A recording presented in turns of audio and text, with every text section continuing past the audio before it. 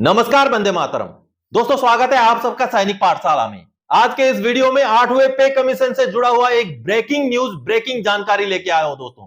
अभी अभी राज्यसभा से यह जानकारी आई है दोस्तों कि सरकार के ऊपर जबरदस्त दबाव बनाने की कोशिश की गई है 8वें पे कमीशन को संगठित करने के लिए। राज्यसभा में जबरदस्त तरीके से सवाल पूछा गया है दोस्तों, अगर देश की अर्थव्यवस्था अच्छी पटरी पर है, अगर देश विश्व में 5वीं अर्थव्यवस्था है, तो क्यों नहीं 8वां पे कमीशन जारी किया जा रहा है, क्यों नहीं 8वां पे कमीशन को रिकमेंड किया जा रहा है।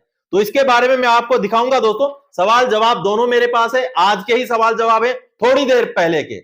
इससे पहले की वीडियो में आगे बढ़े, आप सबको मैं जो है आज का जो माननीय दिल्ली हाईकोर्ट में इक्वल एमएसपी को लेकर के जो सुनवाई थी उसकी थोड़ी सी अपडेट दे दूं। वैसे तो आप सबको पता चल चुका होगा, लेकिन फिर भी मैं अपनी तरफ से आपको बता दूं दोस्तों कि आज की सुनवाई टल गई। सीधे भाषा में आज की सुनवाई टल गई। लेकिन अच्छी खबर, गरिमत यह है कि सुनवाई का जो अगला डेट है दोस्तों वो नजदीक का ही मिला है, यानी कि 9 फरवरी 2024 आने वाले शुक्रवार को फिर से सुनवाई है इक्वल एमएसपी के केस को लेकर के। और हम आशावादी हैं, हम इस बात को पेशेंस के साथ हम आशा करते हैं कि अगली सुनवाई में सुनवाई हो और कुछ ना कुछ फैसला निकल के आए। चलिए आगे बढ़ते हैं। राज्यसभा से जो जानकारी निकल के आई है दोस्तों, श्री रामनाथ ठाकुर जेडीयू के कोटे के सांसद हैं, बिहार से आते हैं। उन्होंने सरकार के ऊपर बड़े सवालों से हमले किए हैं, बड़े प्रश्न पूछे हैं कि सरकार क्यों नहीं 8वां पे कमीशन लागू कर रही है, या तो फिर 8वां पे कमीशन नहीं लागू कर रही है तो 7वें पे कमीशन का रिकमेंडेशन को जो 1.22 नंबर पैराग्राफ में लिखा हुआ है उसको क्यों नहीं लागू कर रही है। बड़े सवाल हैं, सरकार के ऊपर तंज भी कसा गया है और कहीं ना कहीं प्रेशर बनाने की, कहीं ना कहीं दबाव बनाने की कोशिश की गई है कि सरकार या तो 8वां पे कमीशन गठित करे, ये 7वां पे कमीशन के रिकमेंडेशन के हिसाब से ऑटोमेटिकली जो बढ़ोतरी है पेमेंट या पेंशन में उसको लागू करे। चलिए मैं आपको बड़ी आसान भाषा में समझाऊंगा, हिंदी में जो सवाल जवाब है, सवाल क्या किए गए और 7वां पे कमीशन का 1.22 नंबर पैराग्राफ बोलता क्या है और सरकार की तरफ से जवाब क्या आया है 8वें पे कमीशन को लेके, वो सारी बातें देखते हैं, उसको समझते हैं। दोस्तों ये अभी अभी राज्यसभा से आई हुई जानकारी है। जैसे आप देख पा रहे हैं, भारत सरकार के वित्त मंत्रालय में राज्यसभा में पूछे गए एक सवाल का जवाब दिया है जो 8वें पे कमीशन से जुड़ा हुआ सवाल है। आप जैसे देख पा रहे हैं, हेडिंग 8वें वेतन आयोग संबंधी जानकारी, और यह सवाल पूछा है श्री रामनाथ ठाकुर जी ने। ये राज्यसभा के सांसद हैं, जेडीयू कोटे के सांसद हैं और बिहार से आते हैं, बिहार के जेडीयू कोटे के सांसद हैं।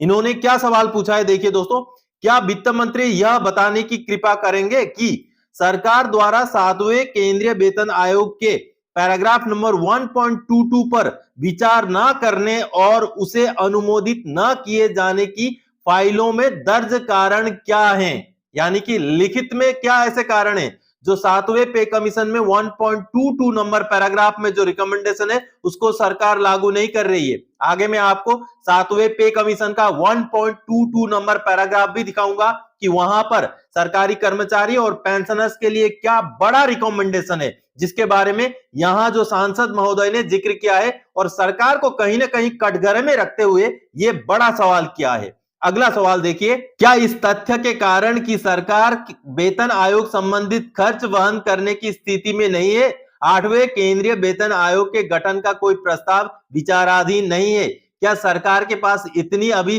क्षमता नहीं है कि सरकार 8वां वेतन आयोग गठन करे? यह बहुत बड़ा सवाल है और कहीं ना कहीं तंज कस करके यह सरकार के ऊपर सवाल किया गया है। अगला सवाल देखिए, यदि हां तो तत्संबंधी ब्यौरा क्या है और ऐसी स्थिति के कारण क्या है कि सरकार 8वां पे कमीशन के बारे में कुछ नहीं बोल रही है, तो इस स्थिति के कारण क्या है? आगे और एक बहुत ही कड़ा सवाल है, यदि नहीं तो 5वीं सबसे बड़ी अर्थव्यवस्था द्वारा 8वें केंद्रीय वेतन आयोग का गठन न किया जाने और विगत 30 वर्षों से अभूतपूर्व मुद्रास्फीति का सामना कर रहे केंद्रीय सरकार के कर्मचारियों के वेतन में संशोधन न किए जाने के क्या कारण हैं? तो देखिए दोस्तों, जबरदस्त तरीके से सरकार के ऊपर प्रहार करते हुए, सरकार के ऊपर तंज कसते हुए राज्यसभा में 6 फरवरी 2024 को जेडीयू के सांसद रामनाथ ठाकुर जी ने कड़े सवाल पूछे हैं जो कि 8वें पे कमीशन से जुड़े हुए। अब आगे वित्त राज्य मंत्री श्री पंकज चौधरी जी ने इसके जवाब दिए हैं। अब इससे पहले कि उन जवाबों को दिखाऊं दोस्तों, मैं आपको दिखाना चाहता हूं कि 7वें पे कमीशन के 1.22 नंबर पैराग्राफ में ऐसा क्या लिखा हुआ है जिसका जिक्र करके यहां पर राज्यसभा में सवाल किया गया है। तो चलिए उसको पहले देखते हैं। दोस्तों ये रहा भारत सरकार को जो रिपोर्ट सौंपा गया था 7वां पे कमीशन का रिकमेंडेशन का रिपोर्ट। ये देखिए इस रिपोर्ट का पैराग्राफ नंबर 1.22 में आखिर है क्या, आगे मैं आपको दिखाता हूं दोस्तों। अब चलिए मैं कंसर्न पेज में आपको लेके चलता हूं। अब यहां पर देखिए इस पर क्या रिकमेंडेशन है। It is also recommended that the matrix may be reviewed periodically without waiting for long period of 10 years.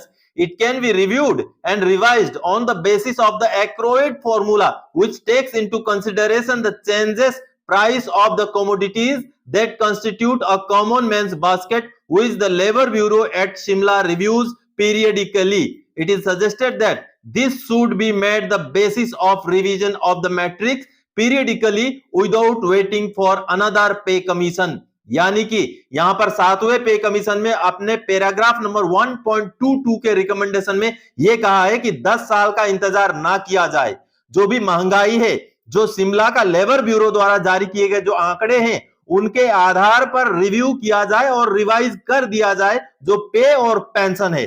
इसलिए ये बार बार इसमें लिखा हुआ है। उसके आगे ये सजेस्ट भी किया गया है कि पे मैट्रिक्स का रिवीजन आंकड़ों के आधार पर, जो महंगाई के आंकड़े हैं, जो साधारण जनमानस के जो पॉकेट में जो असर डालने वाले जो महंगाई के आंकड़े होते हैं, उन आंकड़ों के आधार पर जो है रिव्यू कर दिया जाए, रिवाइज कर दिया जाए। 10 साल का इंतजार ना किया जाए। लेकिन बावजूद इसके अभी तो 10 साल पूरे हो भी चुके हैं, फिर भी 8वां पे कमीशन की कोई सुगबुगाहट नहीं है। तो इस तरीके से राज्यसभा में तंज कसते हुए बहुत ही बड़ा सवाल किया गया है सरकार के ऊपर। अब चलिए सरकार का जो जवाब आया है, वित्त राज्य मंत्री पंकज चौधरी जी ने जो जवाब दिया है उस जवाब को मैं आपको दिखाता हूं दोस्तों।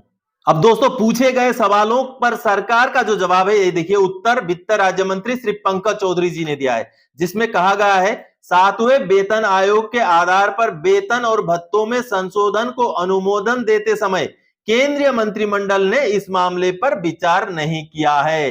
दो टूक जवाब है कि केंद्रीय मंत्रिमंडल ने अभी इस मामले पर विचार नहीं किया है।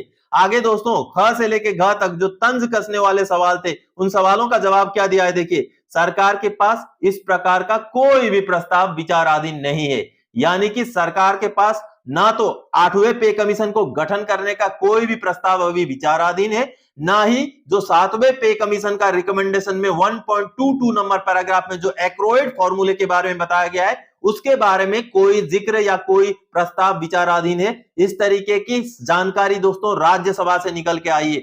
यानी कि अभी तक सरकार की अंदर खाने से लिखित में ऐसा कुछ भी सामने नहीं आया जिससे हमें पता चले कि एक्रोइड फॉर्मूला लागू होगा या 8वां पे कमीशन बैठेगा। दोस्तों आज तक की स्थिति यह है। तो आप सबने देखा दोस्तों कि सरकार अभी स्पष्ट नहीं कर रही है कि 8वां पे कमीशन कब गठित कर रही है, या ऑटोमेटिक कोई ऐसा एक्रोइड फॉर्मूला या कुछ ऐसा लागू करके पेमेंट या पेंशन में बढ़ोतरी करेगी। इस तरीके के भी संकेत या इस तरीके के भी जो साफ साफ जो है सरकार की तरफ से क्लैरिफिकेशन नहीं दिया गया राज्यसभा में पूछे गए सवाल के जवाब में।